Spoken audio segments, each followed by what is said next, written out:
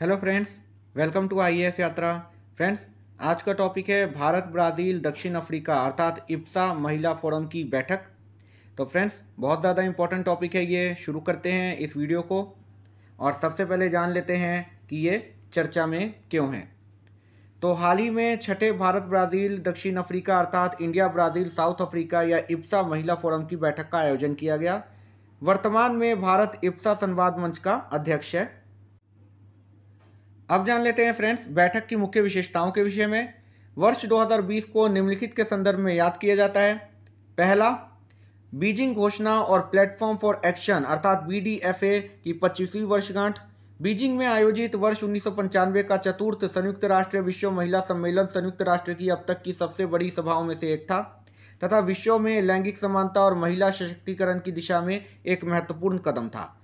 सतत विकास 2030 एजेंडा को अपनाने की 5वीं वर्षगांठ। सतत विकास लक्ष्य 5 का उद्देश्य सार्वजनिक और निजी क्षेत्र में महिलाओं के खिलाफ सभी प्रकार के भेदभाव तथा हिंसा को खत्म करना था। महिलाओं, शांति और सुरक्षा पर यूएनएससी संकल्प 1325 की 20वीं वर्षगांठ थी।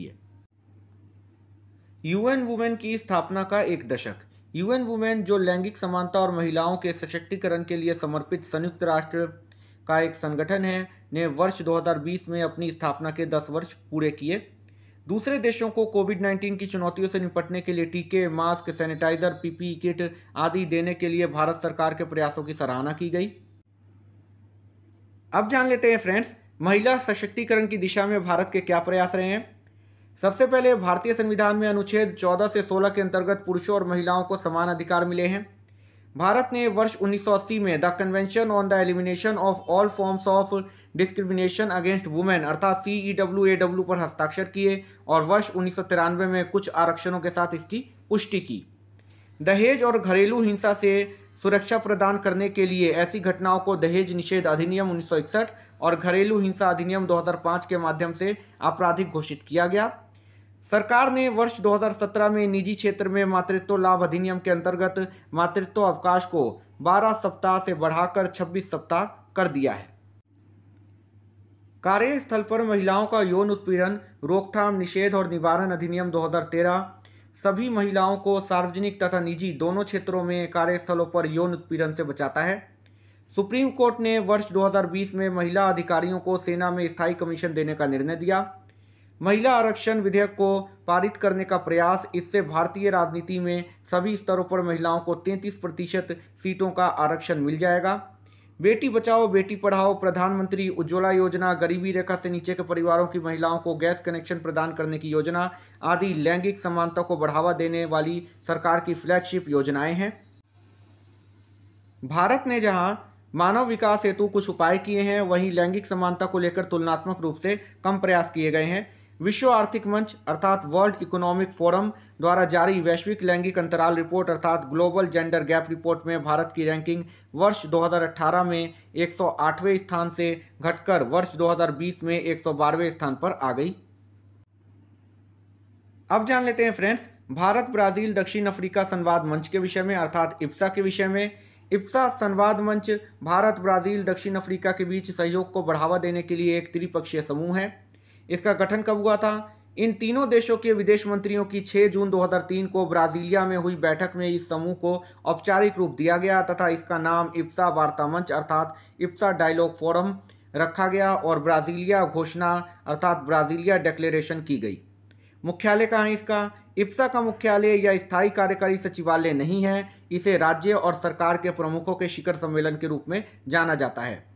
अब तक 5 इप्सा लीडरशिप समिट आयोजित किए जा चुके हैं। 5वां इप्सा शिखर सम्मेलन का आयोजन वर्ष 2011 में प्रिटोरिया, दक्षिण अफ्रीका में किया गया था। छठे इप्सा शिखर सम्मेलन की मेजबानी भारत द्वारा की जाएगी। इप्सा का एक नवाचारी कार्य गरीबी एवं भुखमरी के उन्मूलन के लिए वर्ष 2004 में इप्सा सुविधा निधि की स्थापना करना है, जिसके माध्यम से सहयोगी विकासशील देशों में विकास परियोजनाओं को निष्पादित किया जाता है। अब तक इप्सा ने 20 भागीदार विकासशील देशों में SDG की उपलब्धि में योगदान देने के उद्देश्य से सुरक्षित पेयजल, कृषि और पशुधन, सौर ऊर्जा, अपशिष्ट प्रबंधन, स्वास्थ्य आदि क्षेत्रों में 31 परियोजनाओं का समर्थन किया है। इप्सा सुविधा निधि को वर्ष 2010 में न्यूयॉर्क में दक्षिण दक्षिण सहयोग के लिए एमडीजी पुरस्कार दिया गया, जो विश्व के दूसरे भागों में विकास से जुड़े अनुभवों को साझा करने हेतु नवाचारी दृष्टिकोण का प्रयोग करने में इप्सा के कार्यों को स्वीकृति प्रदान करता है। इप्सा एमएआर नामक संयुक्त नौसैनिक अभ्यास त्रिपक्षीय रक्षा सहयोग इप्सा का एक महत्वपूर्ण हिस्सा है। इप्सा एमएआर के अब तक के 6 संस्करण आयोजित किए जा चुके हैं, जिनमें से नवीनतम संस्करण का आयोजन अक्टूबर 2018 में दक्षिण अफ्रीका के तट के निकट किया गया था। तो फ्रेंड्स, आज के वीडियो में इतना ही और उम्मीद करता हूं कि आपको आज की वीडियो अच्छी लगी हो। और यदि आपको आज की वीडियो अच्छी लगी हो तो प्लीज़ एक लाइक ज़रूर कर दीजिए, और यदि आपको आज की वीडियो अच्छी ना लगी हो तो प्लीज़ अपना फीडबैक कमेंट सेक्शन में देना ना भूलें। और यदि आपके कुछ क्वेश्चन हैं तो उसको आप कमेंट सेक्शन में पूछ सकते हैं, मैं उसका आंसर जल्द से जल्द करने की कोशिश करूँगा। और फ्रेंड्स, यदि आपको आज की वीडियो अच्छी लगी है तो इसको ज़्यादा से ज़्यादा शेयर कर दीजिए, जहाँ भी आप शेयर कर सकते हैं। और मेरे इस चैनल को सब्सक्राइब कर लीजिए ताकि इसी तरह की वीडियो नोटिफिकेशन आपको जल्द से जल्द प्राप्त हो सके। तब तक के लिए friends, good bye, take care, do take very good care of yourself. Thank you for watching friends, अपना ख्याल रखिए।